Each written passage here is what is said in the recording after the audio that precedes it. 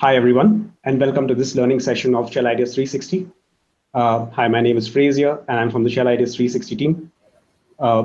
Before we start, a short note on safety. Please ensure you are in a safe environment while you attend this webcast. I hope you're not driving or traveling and are aware of your emergency exits. Now, a quick update on where we are with the program and in terms of our students who are part of Stage 2. So currently, the Stage 2 teams are working along with their mentors to complete their Stage 2 submissions.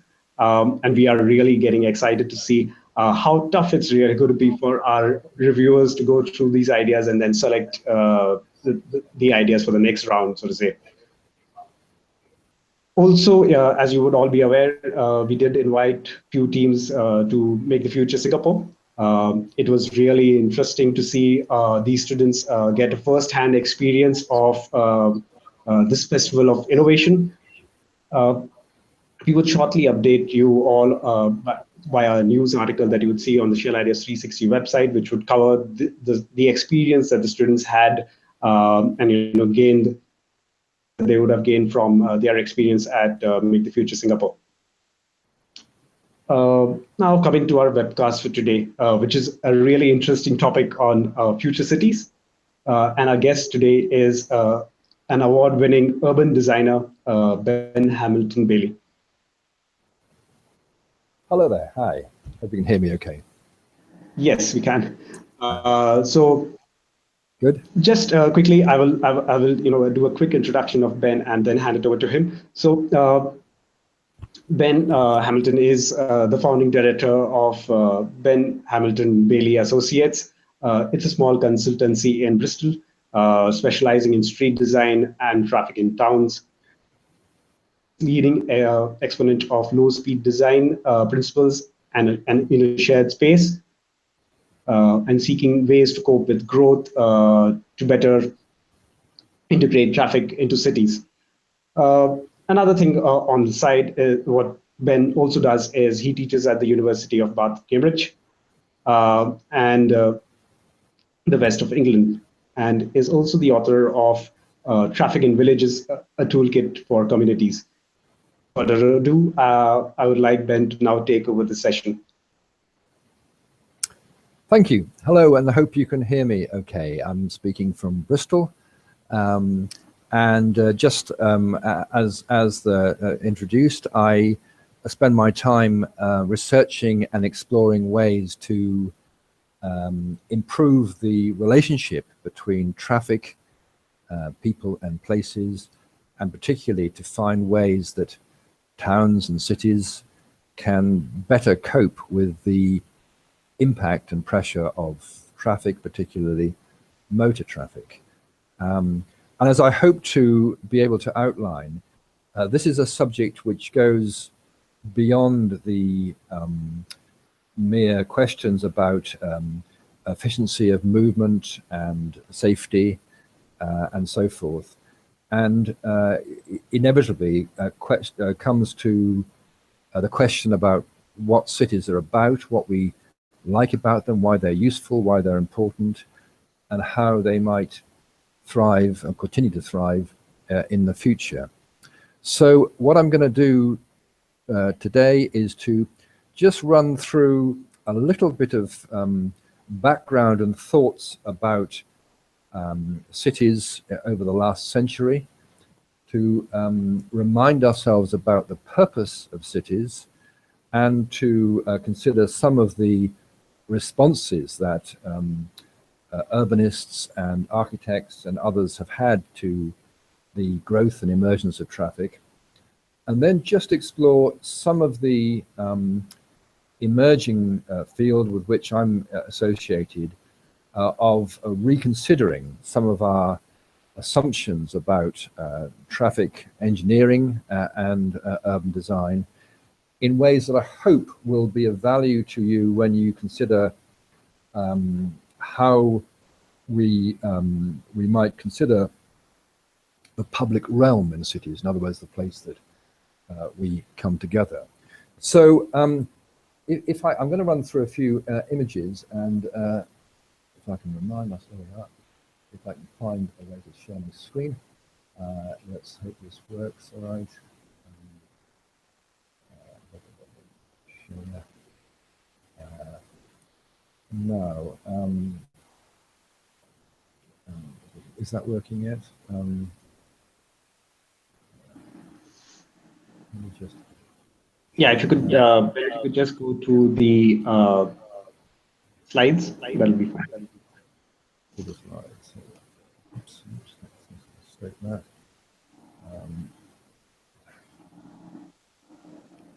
Bear with me. Okay. Can you see that all right? Yep, perfect. Great. Okay. Well, oops. Well, I start with this this charming photograph taken in, I think, New York, Central Park, in summertime around 1900. I love this picture because whilst it's a classic image of a street with transport functions on the right-hand side, the hansom cabs of the day, and two elegant women walking towards the camera. And to me, it summarizes much of what cities are about, much of their purpose and the relationship of transport to cities. Cities, it's worth reminding ourselves, have only three functions, and those can be described as interaction of various sorts. Economic interaction, first of all, with jobs and money and places. Secondly, social interaction of all sorts. And thirdly, one might say cultural exchange, cultural interaction. And it's important that we bear in mind that these three functions are what cities are about. In other words, in summary, money, sex, and art, if you like. Because the reason for this is it's very easy for us to confuse the purpose of cities with the means that we have to bring people together. And for the means, particularly for transport and highways, to dominate the purpose of cities in the first place. Let me give you an example, a very typical junction. I mean, throughout history, of course, just worth saying that, I mean, images of cities and transport streets have been very fundamental to culture, particularly European culture. Images of Paris at the turn of the century and so on, always focus on the public realm and the interaction of places with cities. And of course, it's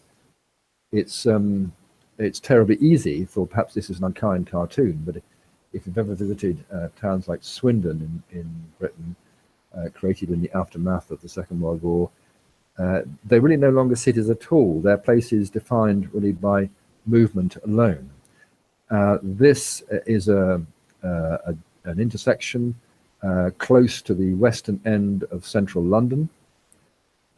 This is a place on the edge of Kew Bridge over the Thames, and it's a junction which was once the forecourt of that little pub, a little inn, coaching inn in the background, but has now become a place completely dominated by expensive bits of kit, traffic lights and barriers and so forth, which are put in place at great public expense on the assumption that they're necessary in order to cope with the various movements that that space has to cope with.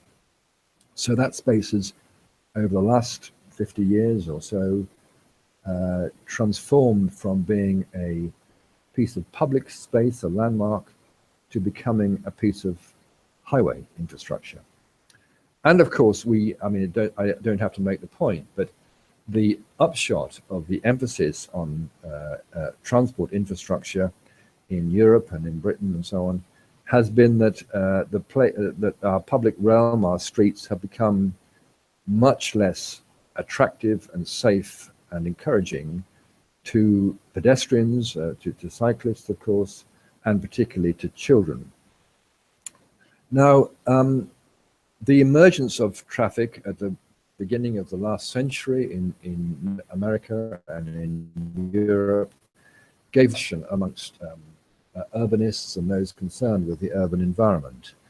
Le Corbusier was one of many at the Charter of Athens, 1928, who reviewed the form that cities should take after the chaos and destruction of the First World War. And there was an understandable wish to try and rationalize and order the formerly what was seen as the chaotic and grubby streets of cities. And so Corbusier, for example, in his Vers une architecture, talks about there being no place for a street in the future city, no place for a street with its the public life of cities should be separated and segregated from movement, from traffic. And we see this theme running through much of the 20th century thinking about cities.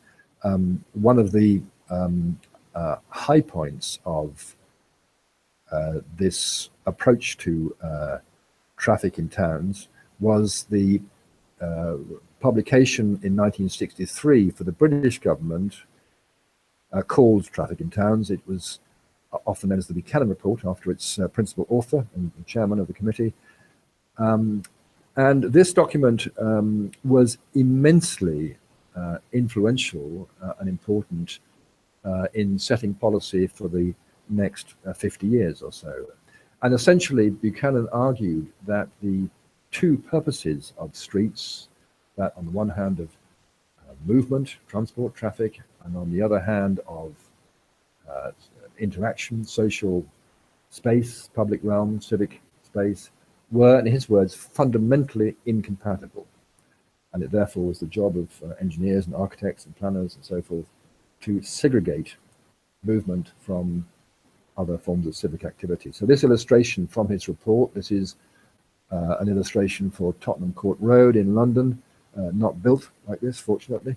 But you can see a suggestion about vertical separation of traffic at one level and all the shopping and interaction and so forth, trade, happening at another level above. But the space below is really not a place for people. It's not a place to hang around in. You wouldn't go into this sort of space for pleasure.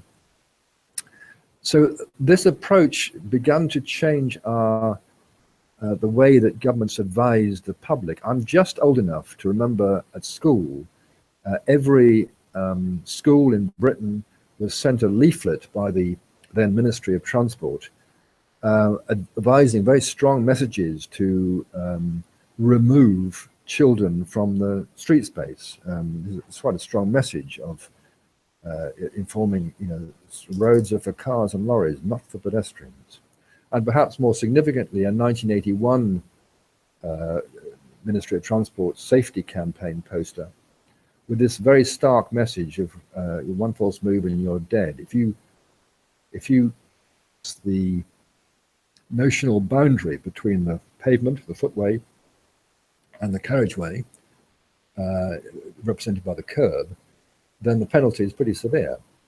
And this is a message, of course, aimed at parents as much as probably more than children.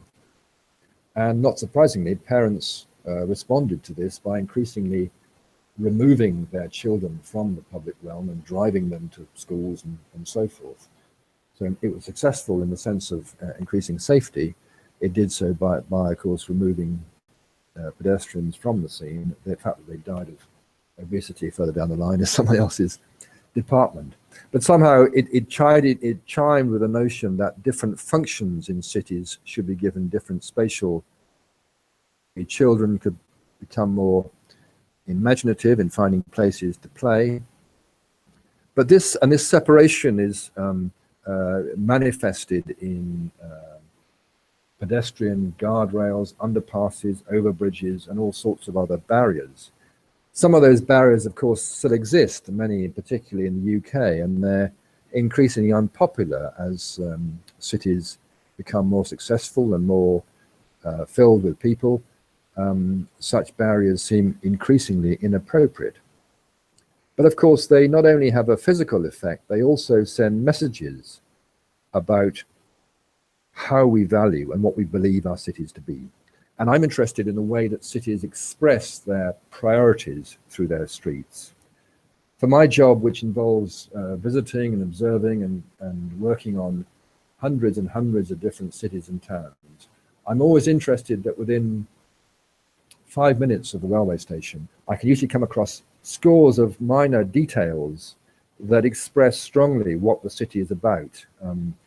This little scene just outside Torbay station in southwest England speaks volumes about where the priorities of this city lie. Now, many assume that work such as ours is really about pushing back against the car as a form of transport in cities. But I think that's wrong. I think that we need to accept, for better or worse, that the automobile, in some form or another, it may be more automated than in the past, but it's with us for several generations more. And I think it's a mistake to assume that somehow we can soon get rid of all of our cars and look to other forms of transport. I think that we have to think carefully about how we accommodate, work with, and make use of the brilliant technology that we've created around the automobile. It's a great piece of technology, but of course it comes with a number of downsides. And I think that it's a safe prediction that we will look back in future generations and be amazed that we allowed the emission of diesel fumes throughout our cities and around our schools, fumes that we now know to be dangerous, and that if we somehow expect to protect our citizens through safety measures or avoiding the noxious fumes of streetscapes, we're really addressing the wrong end of the stick. That we really need to address the issue of air pollution and air quality very seriously indeed.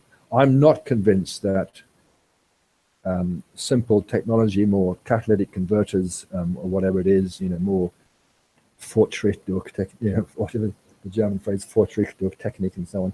I'm a little bit doubtful about ever more complex technological solutions. I think that our approach has to be much more fundamental about what our priorities are. I often fantasize about different arrangements for pedestrian crossings, that rather than the pedestrian having to ask for permission to cross the road by pressing a button, maybe the car driver gets a chance for a bit of a stretch and can apply for permission to cross a stream of pedestrians. Or maybe the entrance to schools should be just treated slightly differently. But I think what we are seeing in a number of cities, and what the area that interests me, is a way to cope with traffic by changing the messages, the story that we give to drivers. All over Europe, and particularly in Scandinavian countries, and as well as in the Netherlands, Germany, Austria, Switzerland, France, you are seeing ways emerge which change the relationship of people, pedestrians, to their streetscape. This is a street in the Swedish city of Lund, and you can see that this little cafe restaurant has put up tables on the other side of the street, and the waiters and waitresses move across. Because the speeds of passing traffic are so low, that doesn't represent a problem. And of course, the very existence of those tables on the far side is sending a message to the driver about the appropriate speed to choose. And it's this relationship between the messages that drivers get about space, the priorities that they perceive, which particularly interests me, because as we learn more about psychology and particularly driver behavior and what influences driver behavior and speeds, we can begin to combine an understanding of psychology with design. And that's beginning to change things throughout the world, but particularly in Europe, perhaps more so than in North America so far.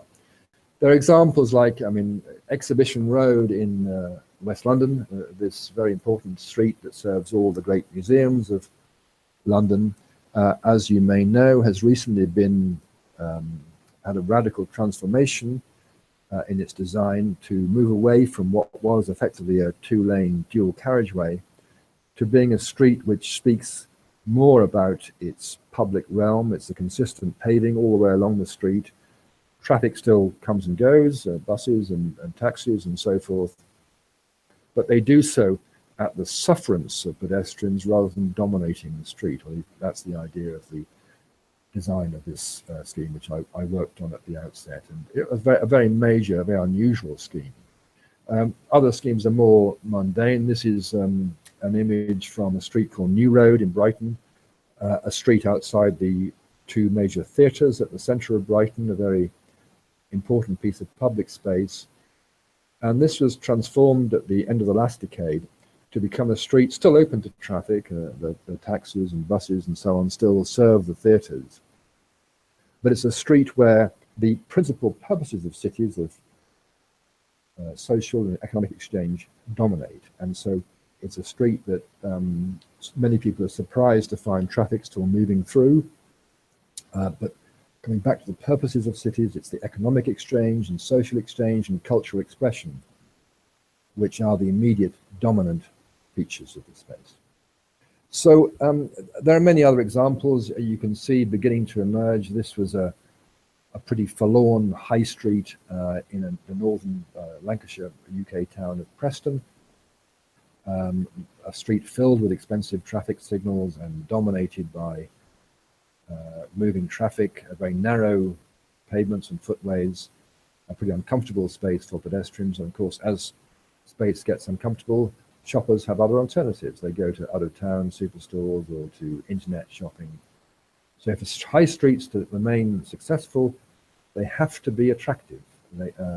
And so we worked on this street to create just a different relationship between the cars and lorries and so on, but buses that have to use this street, and the other functions of the street, namely the shopping and pedestrian movements and bicycles and so forth.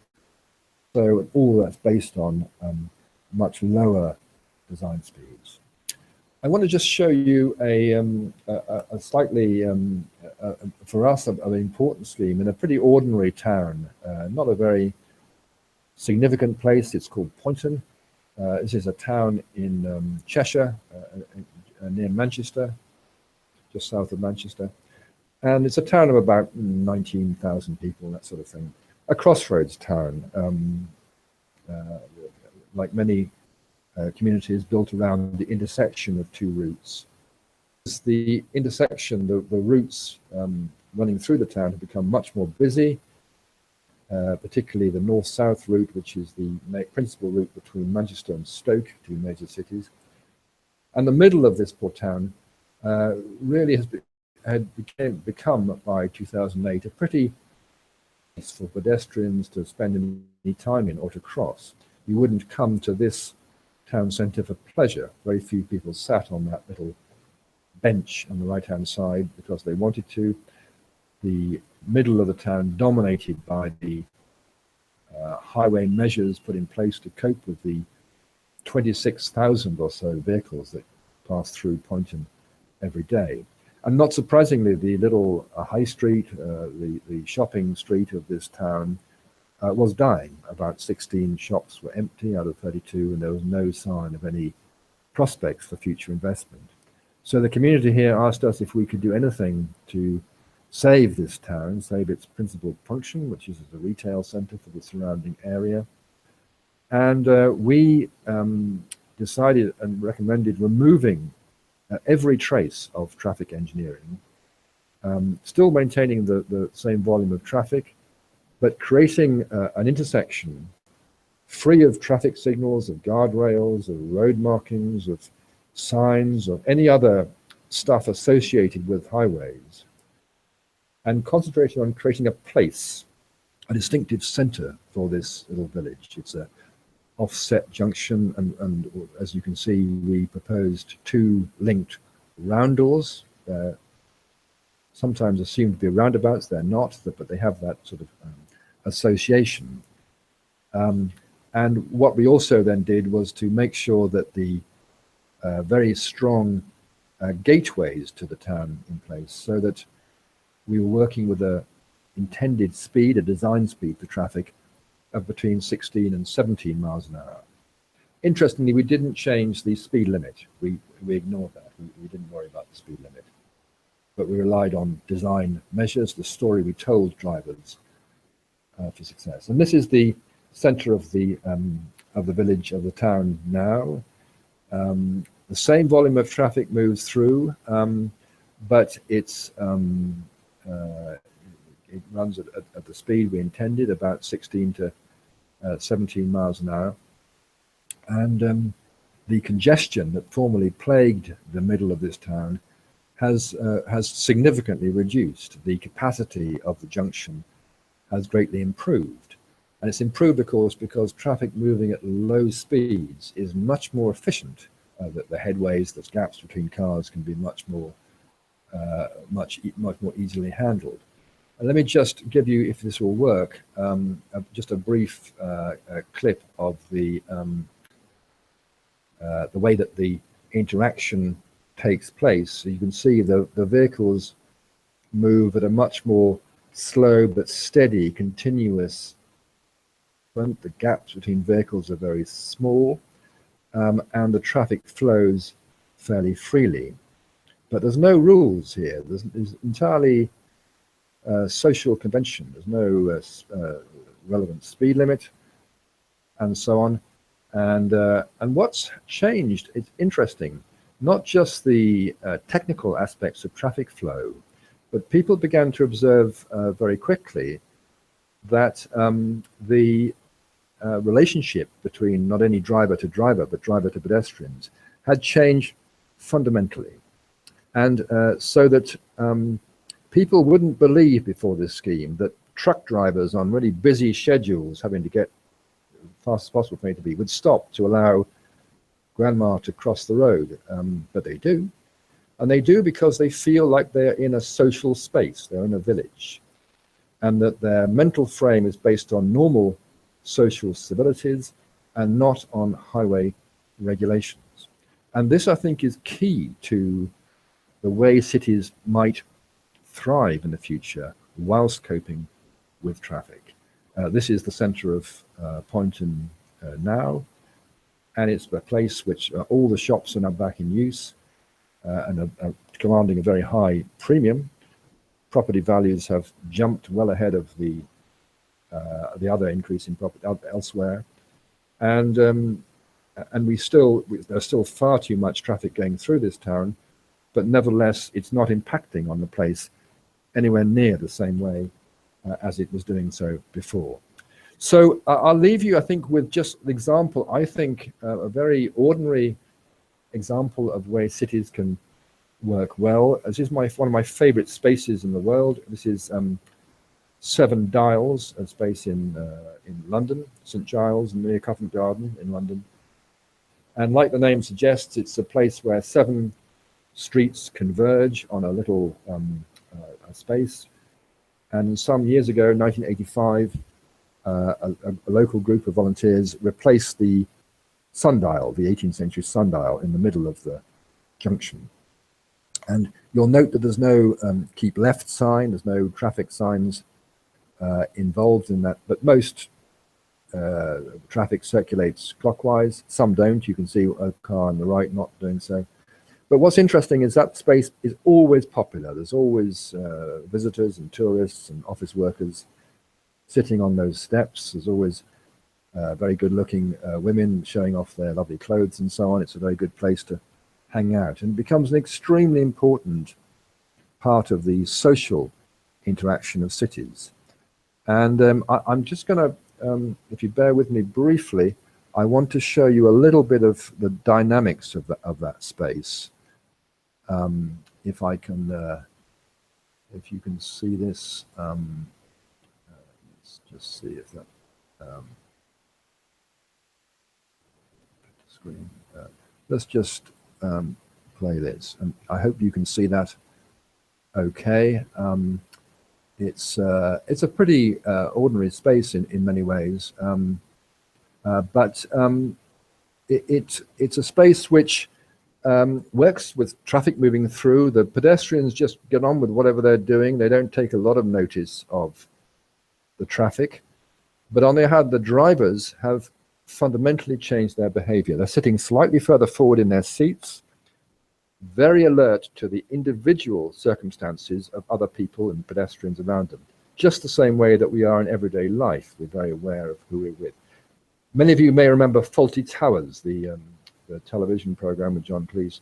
You remember the Major, the old Major? Well, I think he's still alive here, old gentleman here. And like many of us, he has a senior moment and completely forgets where he's going.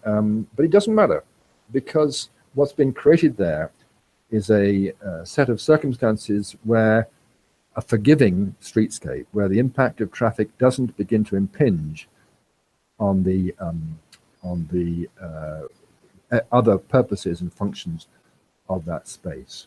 So I think that what I'd like to describe, if you like, is a movement, an important element in future cities, which moves away from endlessly adding more highway engineering measures.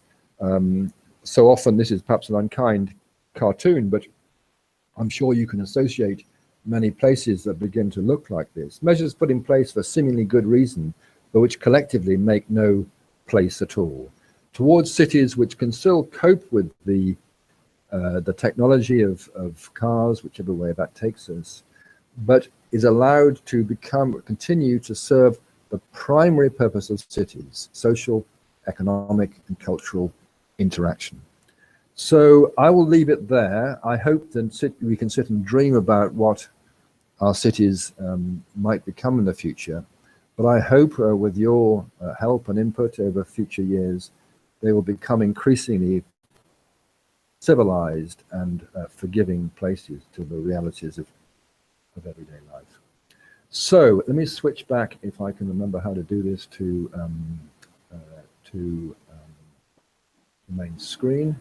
How do I do it? Chrome. I hope you can still hear me now. And I need to yeah, but if you could just click that. Screen share. Is that better? Yep. Now we can see. Good, great. I hope you could hear that okay. I couldn't tell whether that was coming through, but I hope that was possible. Yep, that was fine. So thank you for that presentation, Ben. And what I'm going to do is, ask you a few questions, and if you could, that our students have sent across, and if you could, just conscious of time, answer them briefly. Sure. So here goes the first one. We have Mohammed Ali, who has asked, in a society, there are big challenges, of changing conventional systems into the latest systems. As well as urban planning. It is complicated, obviously, because it needs to change old habits to the new one, and also change government policies. So what is the action that you would, take to diminish this negative effect? Okay. Well, it's an interesting question. I'm all of my experience and observations suggest that human behavior, which is universal, it's obviously overlaid by cultural expectations, but the way we respond to one another is much the same whether you're in an Amazonian jungle or in the streets of New York City. It's the same. We are a single species, and we are a social species, and we respond to each other in particular ways. And what always interests me is that when we produce a scheme and we open it, and people are often very nervous about a different way of driving or crossing a street and so on, people think we need to put up lots of signs to inform people how to use this space. And it's nonsense. You don't need anything. People are intelligent. And what this approach is doing is not treating drivers as idiots, treating drivers as intelligent beings, and using normal human intelligence to allow the behavior change. And I think that regardless of complexity of cities or legislation changes and so on, they do not change the fundamental ability of humans to negotiate through a set of social protocols. And those social protocols are immensely powerful. How we respond to one another, how we behave. Everybody, you walk into an opera house and your behavior is different to whether you walk into a football stadium, for example. There's no rules, but you respond differently because of different circumstances. And I think that this, so I don't think there are significant barriers to the sort of behavior change that I've outlined. Okay. Thank you for that answer, Ben. We have our next question from Lawal, and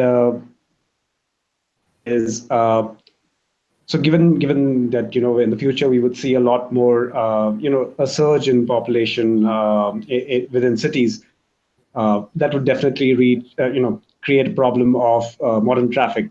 So, what is your solution to this? Well, leaving it, there are obviously capacity limits in every city to traffic and to vehicles and so on, and it's important to be conscious and aware of those limits. I had a teacher when I was a student many years ago who wrote a great paper saying the only way to cope with congestion is do nothing. In other words, congestion will always fill your streets.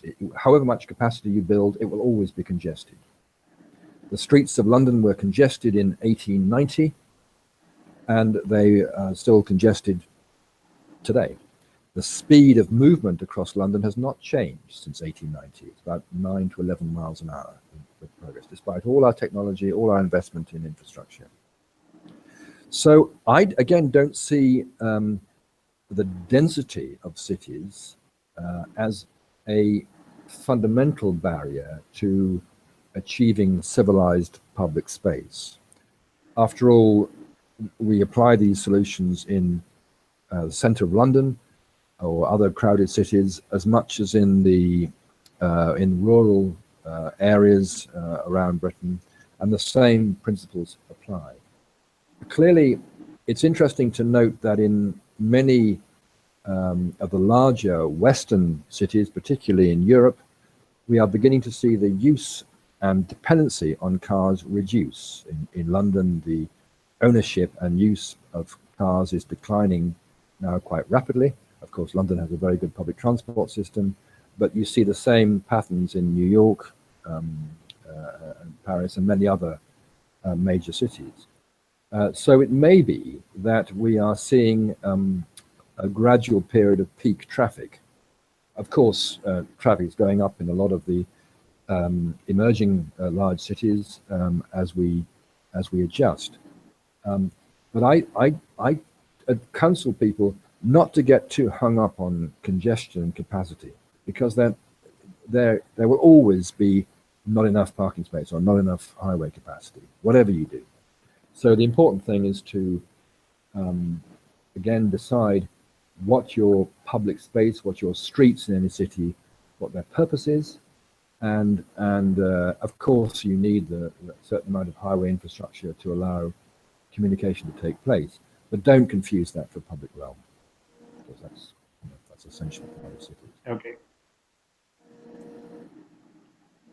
So thanks a lot for that, Ben.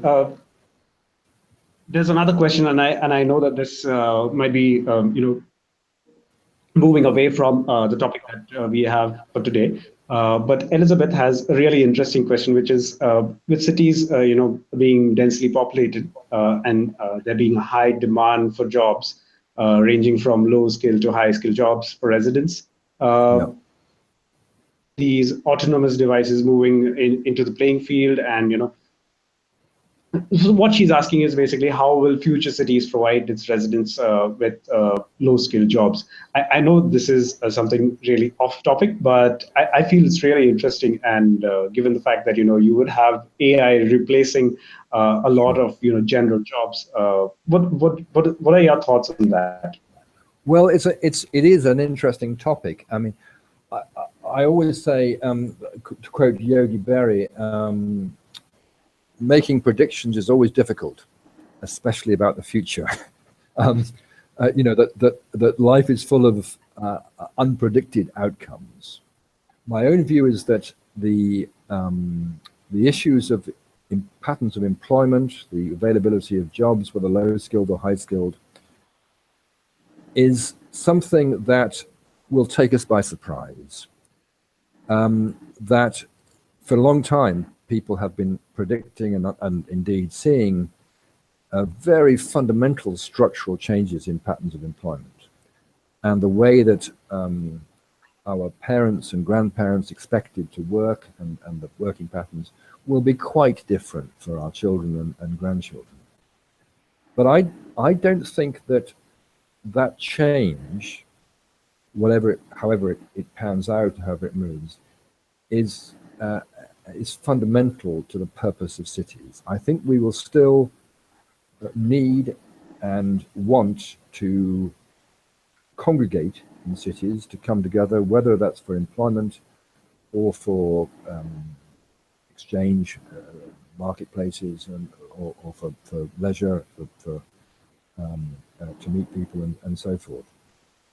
So I wouldn't have too many concerns about the impact of robotics or AI on cities. I think the cities have remained remarkably constant through human history of places that we need as places of congregation. Of course, they're becoming much bigger, much more dense, and much more dominant form of living. But my own view is that doesn't change the fundamentals, and that whatever changes happen to employment, however resolve the problem of how to equalize opportunities between low-skilled and high-skilled people, all those important questions, cities will remain the same. Okay, thanks a lot for that, Ben. And so one final question, and this is, a lot of students definitely, I'm sure, is basically inspired by the many sci-fi movies that you see, is what will the futuristic mode of transport be within cities? So do we expect to see something like flying cars in the near future? What are your thoughts on that? Well, when I look back at cartoons, humorous cartoons from the 1930s in Britain, one of the main jokes at the time was that we wouldn't need cars anymore. Everybody would be flying around in small personal aeroplanes of some sort. And of course, that really hasn't happened. Although my son is a paraglider, and he's made one of those motors you put on your back. He's able to fly using a paraglider, and he uses drones. He's a drone flyer. And of course, the use of drones, I think, will become a much more dominant part of cities, delivering packages and providing information for us about where we are and where we can go and the state of buildings and so forth. Drones will be a much more significant part of our environment.